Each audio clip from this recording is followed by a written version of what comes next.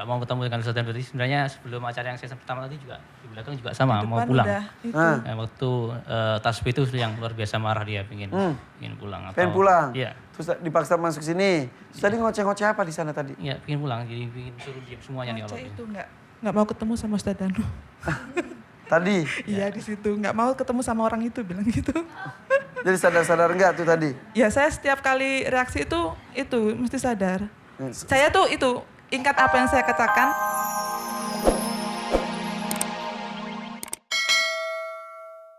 Terus, tapi waktu itu saya mau langsung memutuskan kerja itu takutnya tuh, kok saya tuh bingung, suami kan terserah saya kalau suami.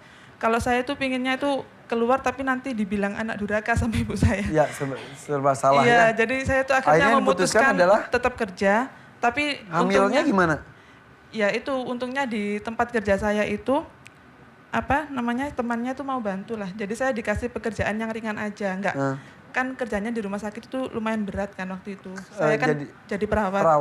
Jadi harus ke pasien atau apa tadi, tapi waktu itu sama teman-teman cuma disuruh nulis aja. Jadi duduk, nulis, laporan. Tapi ternyata dengan nulis itu masih termasuk aktivitas berat dengan kondisi kandungan saya yang seperti itu. Dan akhirnya waktu usia 7 bulan saya pendarahan hebat dan akhirnya harus dilahirkan secara prematur.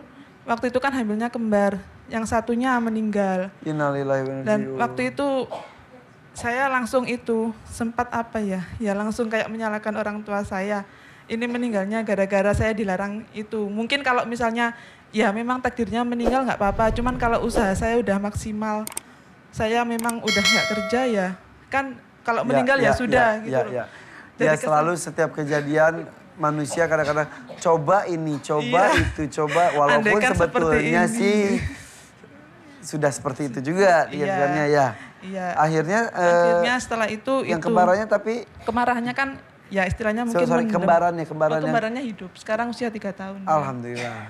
Terus itu sejak saat itu saya mulai sering marahnya berlebihan. Ada masalah sepele sedikit yang seharusnya nggak usah marah seperti itu, saya marahnya meluap-luap. Ke ibu saja atau ke semua orang? Ke semua orang, bahkan ke orang asing juga. Oh. Iya, jadi misalnya kalau naik sepeda motor ada yang ngebelin tin gitu, udah marah, merasa kayak saya digangguin sama orang itu. Ya Allah, padahal cuma klakson aja. Iya, cuman di klakson aja udah nggak terima. Ya kayak nggak masuk akal lah marahnya. Terus akhirnya saya sudah 3 tahun ini terus sudah mencoba untuk ruqyah. Dan memang itu sih ada yang gangguin saya. Oke. Tadi saya sempat melihat ketika Mbak Veronica lagi didoakan, di sini juga banyak bereaksi. Iya. Salah satunya Mbak siapa namanya? Rizky. Mbak Rizky juga tadi. Iya. Apa yang dirasa tadi di sana? Itu pingin nangis, nggak suka sama Ustadz Danu. Sama suaminya tadi ya? Iya kan. Suaminya mana? Waktu baca tasbih tadi. Tadi saya lihat Ustadz di situ. Doa tuh sudah gitu suaminya udah gitu. Jadi tadi apa kabar Mas? Ya. Istrinya Mas Taufik. Istrinya tadi Mbak Rizky tadi ngomong apa di kursi? Iya sebenarnya nggak mau ketemu dengan Ustadz Dandi. Sebenarnya sebelum acara yang sesi pertama tadi juga di belakang juga sama, mau pulang. Nah, waktu tasbih itu yang luar biasa marah dia, pingin pulang. Pengen pulang? Iya. Terus dipaksa masuk sini. Terus tadi ngoceh-ngoceh apa di sana tadi? Iya, pingin pulang, jadi pingin suruh diam semuanya nih. Ngoceh itu nggak mau ketemu sama Ustadz Danu. Tadi? Iya di situ, nggak mau ketemu sama orang itu, bilang gitu. Jadi sadar-sadar enggak tuh tadi? Ya saya setiap kali reaksi itu mesti sadar. Saya tuh ingat apa yang saya katakan, ingat yang saya lakukan tuh apa, cuman saya nggak bisa ngendaliin.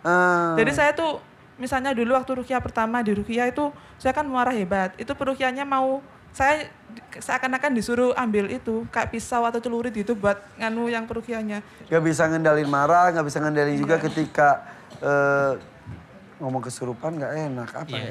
Iya memang ya, nggak apa-apa. Oke. Orang yang klakson aja dimarahin besar, suaminya pernah jadi korban kemarahannya enggak? Iya, sering. Saya sih pikir bukan dia ya yang marah ke saya. Karena memang dia waktu misalkan terus marah ada pemicu sedikit, dia marah terus nggak kontrol itu masuk dan memang dia jengkel sama saya, merasa kadang bilang dia tuh merasa direbut. Merasa dia gitu. Bilangnya tuh seperti itu. Seakan-akan gara-gara nikah sama ini diajakin yang baik-baik terus, diajakin sholat-sholat terus gitu loh. Jadi nggak terima sama Yang dari nikah dalam sama tuh. ini. Ya, Waduh. Jadi yang terakhir mungkin ini maaf, istri sih kadang kalau pemicunya marah, dia marah dan pingin pingin bunuh berhenti diri. bunuh diri. Jadi itu berapa kali sudah berapa kali melakukan itu dan Tadi pengen bunuh orang terus kadang-kadang pengen bunuh ya, diri karena juga. merasa bersalah, karena merasa sangat bersalah, depresi, menanyakan diri sendiri akhirnya. Jadi merasa tidak berguna di keluarganya, di anaknya dan sebagainya. Jadi, Suka ada perasaan seperti itu Mbak Rizky? Iya, bahkan lihat apa ya, lihat kayak misalnya obat atau apa gitu, pingin saya minum terus obat nyamuk gitu. Ya Allah. Jadi saya sampai apa disembunyikan dulu ya, saya tuh gini waktu saya mau minum itu, aslinya saya tuh tahu kayak di hati saya tuh nggak usah minum, tapi saya nggak bisa ngeremnya itu. Serem Jadi juga ya Mbak? iya, jadi saya sudah minum itu akhirnya saya loh aku kok gimana Sempat? ini terus iya Berapa kali? sudah berapa Sudah kali. kejadian. Enak, Mbak. Enak. Iya ndak enak. Mau coba? Kan banyak. Cuman ya itu.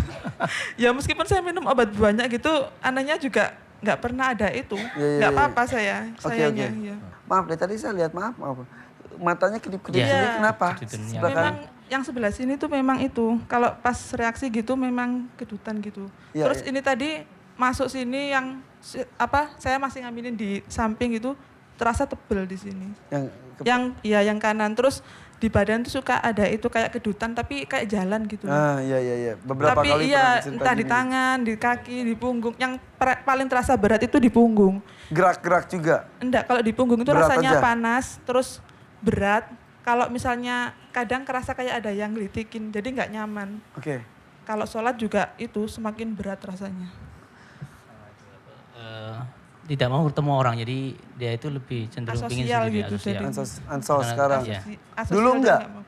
Ya dari dulu memang itu sih kayak pemalu, cuman sekarang lebih sengaja diajak kemana pertemuan apa gitu. Nggak usah, malu, malas, nanti malu ketemu gitu. orang Malas- gitu ya. malasnya dia. Oke, ada di masa lalunya marah, kesel sama ibu.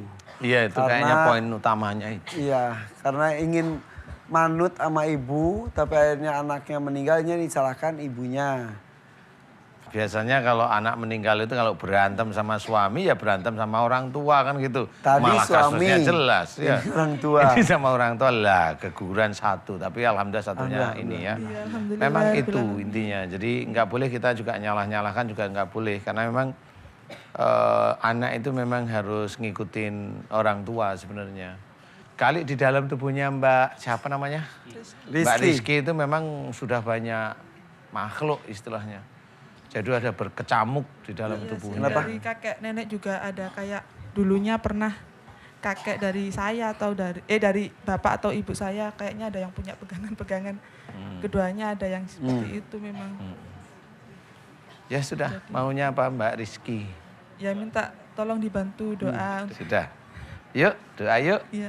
Ya. Aminkan doa saya ya. A'udzubillahi minasyaitonirrajim. Bismillahirrahmanirrahim. Alhamdulillahirabbil alamin. Allahumma shalli ala Muhammad wa ala ali Muhammad kama shallaita ala Ibrahim wa ala ali Ibrahim. Wa barik ala Muhammad wa ala ali Muhammad kama barakta ala Ibrahim wa ala ali Ibrahim fil alamin innaka Hamidum Majid. Asyhadu an la ilaha illallah wa asyhadu anna Muhammadar Rasulullah. Ya Allah, iyyaka na'budu wa iyyaka nasta'in. Ya Allah, telah datang kepadaku saudaraku yang bernama Mbak Rizky, ya Allah. Di mana Mbak Rizky beberapa tahun terakhir ini badannya tidak enak, tidak nyaman, ya sering sekali kesurupan, ya Allah. Dimohonkan kepadamu, ya Allah, agar Engkau berikan kesembuhan atas penyakitnya Mbak Rizky saat ini, ya Allah. Ya Allah, aku mohon padamu, jika sakitnya Mbak Rizky, kesurupannya Mbak Rizky, jika itu disebabkan karena kesalahan dan dosa-dosa Mbak Rizky, ya Allah, aku mohon padamu. Ampuni kesalahan dan dosa-dosa Mbak Rizky, ya Allah, pada orang tuanya, pada orang tuanya, ya Allah, amin. Ampunilah dosa-dosa Mbak Rizky, ya Allah, yang dilakukan, emosionalnya Mbak Rizky yang dilakukan pada orang tuanya, ya Allah. Ampunilah kemarahan-kemarahan Mbak Rizky pada orang tuanya, ya Allah, amin. Ya Allah, aku memohon kepadamu, ya Allah. Jika di dalam tubuhnya Mbak Rizky banyak sekali ilmu-ilmu dari orang tua sebelum Mbak Rizky, aku mohon kepadamu jika ilmu tersebut musyrik di hadapanmu, ya Allah. Aku mohon kepadamu agar Engkau keluarkan seluruh ilmu-ilmu musyrik yang ada di dalam tubuhnya Mbak Rizky, ya Allah, amin. Ya Allah, aku mohon padamu ya Allah, agar engkau keluarkan seluruh ilmu-ilmu musyrik yang ada di dalam tubuhnya Mbak Rizky, ya Allah, amin. Ya Allah, aku mohon padamu ya Allah, keluarkanlah seluruh ilmu-ilmu musyrik dari orang tua sebelum Mbak Rizky, ya Allah, amin, amin, ya rabbal alamin.